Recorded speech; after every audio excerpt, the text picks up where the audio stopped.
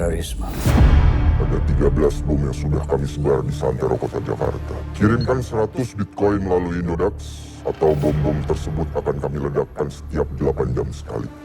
Penyebutan Indodax di video tersebut bukan berarti kami terlibat. Kami ini hanya platform exchange, Pak. Kenapa Bitcoin? Kenapa bukan uang? Dan malam ini akan menjadi mimpi buruk bagi kekuasaan dan akhir dari sistem yang korup.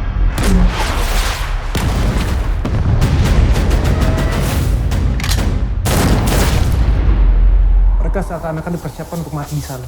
Benar-benar seperti hantu. Sangat taktis dan militan. Lawan! Kita bisa berbuat sesuatu biar teror ini berhenti. Bukan urusan kita, Oscar.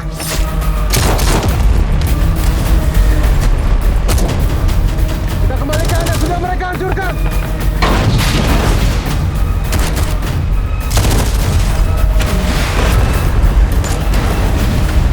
Ini akan mengubah semuanya.